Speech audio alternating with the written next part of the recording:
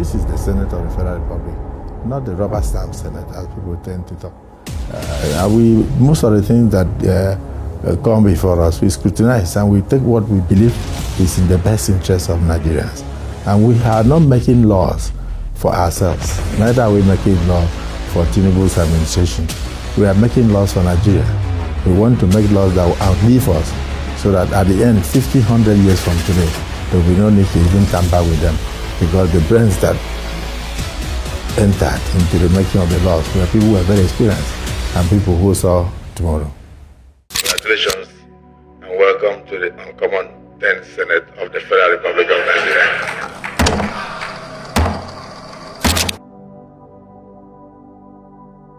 The Constitution of the Federal To the Constitution of the Federal Republic of Nigeria. So help me God. So help me God. I'm very grateful, particularly for my colleagues. I'm grateful to all of them for putting their hands together and electing me as the President of the Senate.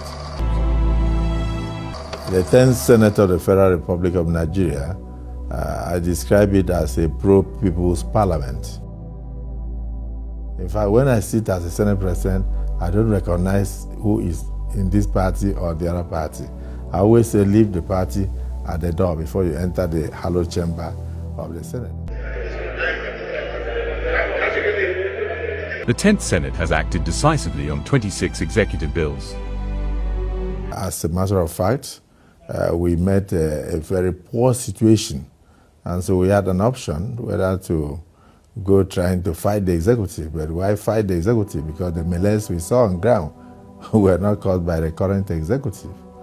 And so there was need for us to think of constructive collaboration, where the Senate maintains its independence, maintains its integrity, but at the same time collaborates with the government to ensure that Nigerians do not suffer.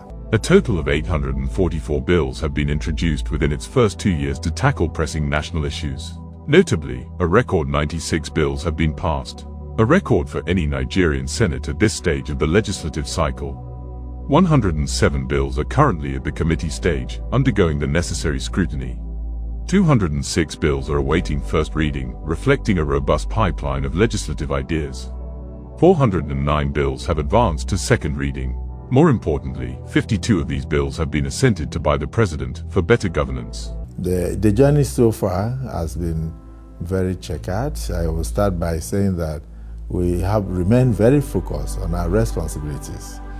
As a matter of fact, we met a very poor situation, and so we had an option whether to go trying to fight the executive. But why fight the executive? Because the melees we saw on ground were not caused by the current executive. And so there was need for us to think of constructive collaboration, where the Senate maintains its independence, maintains its integrity, but at the same time collaborates with the government to ensure that Nigerians do not suffer. These bills include the National Education Fund that has disbursed about 60 billion naira to 298,000 students. We have also passed a lot of educational bills, and those ones the President has established about 32 brand new universities so far in Nigeria to open the doors wider to accommodate more students. It used to be a very sad situation where after every JAM examination, some people will say that the JAM has JAM May. And so the result is that over 2 million Nigerian children will not have placements in many of the tertiary institutions. So what has happened today is that with the number of universities, particularly in the agricultural sector and the sciences and the environmental sectors, we were happy to work with the executive to pass the students' loan fund into an act of parliament, because Mr. President assented to that bill, and it became an act of parliament, and it has come alive. Thousands of children are benefiting today. Thank you so much for Nail Fund, because before Nail Fund I was so worried that what is going to happen? Am I going to leave the school because my parents could not pay? When the Nail Fund came and we are all smiling, apart from Nail Fund, apart from paying my school fees, I also received 20,000 every month. That is so nice. And then if you don't have a job in the first 5 years after your graduation, you are not obligated to pay pay back. That's the beauty of it. National Minimum Wage Act, which doubled salaries.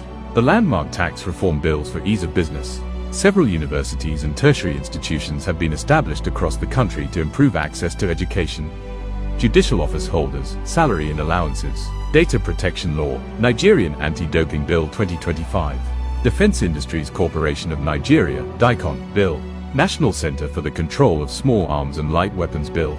Electricity Act, amongst others. The Nigerian Electricity Regulatory Commission (NERC) and the 11 electricity distribution companies discussed were urged by the Senate to pause their proposed pricing rise and allow Nigerians to breathe. The Senate also encouraged discourse to allow We have stopped any increase in electricity tariff so that Nigerians will not be emburdened. More burden will not be placed on them. And then we've also tried to unbundle a lot of institutions of government. And today we are now trying to consolidate on the tax reforms. Nigerians, the memories can sometimes be slightly short, because if you recall when Dangote completed its refinery, and it's the biggest refinery in Africa, it was the Senate that went on oversight, led by the Senate President, to go and see.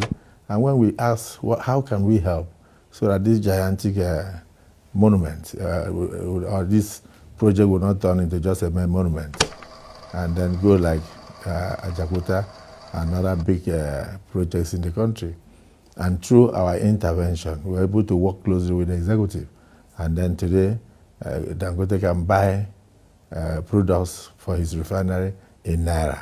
And that product is also helping to bring down the prices of products, PMS and others. Of course, you also remember the issue of minimum wage. We're becoming very thorny and all that, but the Senate stepped in, and we were able to come up with the legislation, working with our colleagues from the House of Representatives, and then with the concurrence, we're able to double the minimum wage from 30,000 a month, and we increase it to even above with the benevolence of Mr. President to 70,000. But beyond bills, the 10th Senate has received a total of 80 petitions from citizens and civil society, a good number of which have been fully adopted to provide redress. Add to that the 5 regional development commissions establishment, sectoral debate with critical MDAs including CBN, countless oversight visits and more. If the 10th Senate has been able to achieve all this in 2 years, the next 2 years hold even more promises with the Constitution Review, Security Summit and much more. So outside the bills, we've also done our job of oversight. We ensure that a lot of oversight functions, we have kept the executive on their toes. Our people are traveling on a daily basis, even in the weekends, to various sites, from here to Sokoto, to Badagry, where we have to Lagos, where you have the coastal road. They go on inspection, they go on East-West Road, they go on all sort of places, the trains, the port development, and of course every other area. At the same time, we go into schools to check. We check the erosions and the ecological fund projects and all that. So the oversight responsibilities we are also carrying on very seriously. And then of course, we also look at the public in terms of public petitions. On a daily basis, we ask the public to come forward, particularly those that are not legally encumbered. Because if you already have a case in court, we allow the courts to do their work. But if you don't have, you are free to approach the Senate. And we have resolved well over 50 of such issues amicably and to the satisfaction of the parties. Southeast Development Commission, SEDC, one of the regional development commissions signed into law by President Bola Tinubu. Prior to his new appointment, recently, the President has also assented to the bill that we passed, the 2 chambers, creating regional development commissions. And those commissions are meant to fill a gap. There's a void. For instance, if you have a state that is ruled by an opposition party, no matter what the federal government sends to that state, they will share it to only those who belong to their political parties. And many communities that probably voted for the center will be forgotten. So with these regional development commissions, they will now be like representatives of the federal government, to not to oppose the state government, but to work to complement the efforts of the state government. And then the state governments can now even empower more people and then touch local government that are yet to be touched. There are so many tiny things that you can do. Nigerians do not want much. They just want food on their table. They want potable water, clean water, and they want roofs over their heads, affordable housing. And at the same time, they want good roads to drive on and to work on. When the government does all those things, economic activities will improve, and then people will not even bother much. I recall many years ago, before I became a governor, our people used to troop to Mobile, Enactment, in Ibno, and they would go there in their thousands. 2 years after I became a governor, the ExxonMobil managing director came with his team to meet me and said, "What is the magic that people no longer come to their facilities?" I said, "Why would they come there?" They were looking for small contracts. I set up what I call Interministerial Direct Level Coordinating Committee, headed by my Commissioner of Finance, and then we went to project ministries and took out different projects, sometimes up to 15 billion in a year. And then we cut it into pieces, 10 million, 5 million. Some people would be engaged in roofing houses, roofing primary schools, some electrification, some solar powered boreholes, and some in some of those communities, they will go and at least ensure the grading of roads during the dry season, so that during the wet season, the people will not have problems, and some they will do gutters and all that.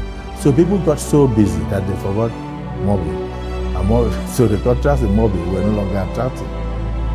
That's the simple truth. So that's the kind of thing that I believe the regional development commissions can do, so that you take the burden of the states and also take the burden of the federal government and assist in the middle level to make sure that more people are empowered. And the society will move, because Nigerians just want a life. I also want to applaud Mr. President for his collaboration with the Senate.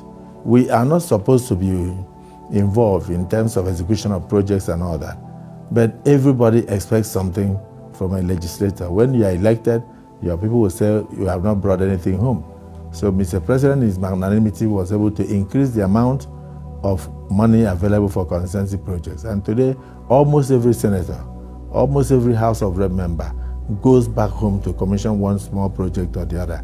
And in many of the federal constituencies and local governments, those projects are the only thing that they see as federal projects after voting in the federal government into power. So it's very important to us. And the president has given us a very great support in that direction, and I want to applaud him. And that's why we are doing so much. Outside palliatives and empowerment, we are also able now to do even 1 or 2 kilometers of road, and then buy things and give our people, to empower them and also help them to have a sense of belonging to the nation. And sometimes direct conditional cash grants and direct grants, from the legislators to their constituents and all that. So things are changing, and I think it's important that Nigeria should have dialogue as to the way forward. There are so many things we have to do. We have set up a 47-man committee to carry out constitutional amendment for us to be able to look at the moribund laws that we met on ground. And some of them date back to 1939, but they were incorporated into our laws. We have to look at those things. Even the issue of kidnapping. In my state, I was the first governor that signed a bill into law making kidnapping a death sentence. A death sentence, punishable by death, because it was getting too much in the Niger Delta at that time. But at the federal level, kidnapping was 3 years imprisonment. For a crime of that nature, such laws must be updated. We must update those laws. Not to talk of stamp duties, where they will tell you pay 3 pence or 4 pence, and nobody updated it. The provision of the Section 305 of the Constitution of the Federal Republic of Nigeria, 1999, as amended, to declare a state of emergency in Rivers State with effect from today, 18th March, year 2025, and I so do. When the Supreme Court came up with that decision that the 27 members of the House were not in attendance when the budget session was held, and then it will be totally anomalous to expect maybe 4 or 5 members to pass the budget. I don't know if you understand. Of course, constitutionally, they've not been able to make a quorum. And so there was need for us as a legislature to step in to assist, to advise. And then the right advice was given. And Mr. President took action and were able to make the 2/3 that we supported that legislation or that decision of declaring state of emergency. According to the Constitution, if we did not support with 2/3 of the members of the Senate under 48 hours, it means the status quo would have remained. But that came up. And then we met an innovation. Because we are practicing democracy, if we bring in somebody, maybe a former military leader, a general or otherwise, to become an administrator in Rivers State, and it turns out that we don't have checks and balances, we are not oversighting that person, it means the person could become a dictator. And that government could be described as a diarchy being a government between the military and civilians. So to avoid that, we had to amend the proclamation to enable the parliament to oversight the administrator. And I can tell you that just a few hours ago, I read the budget before the Senate that was sent in by the administrator for 2025. So the Senate is looking into the budget of the administrator, and when it is passed, we will soon hand that over to the administrator for implementation for the good people of Rivers State. So you see that synergy and that combination shows clearly that we have been able to maintain democracy functioning.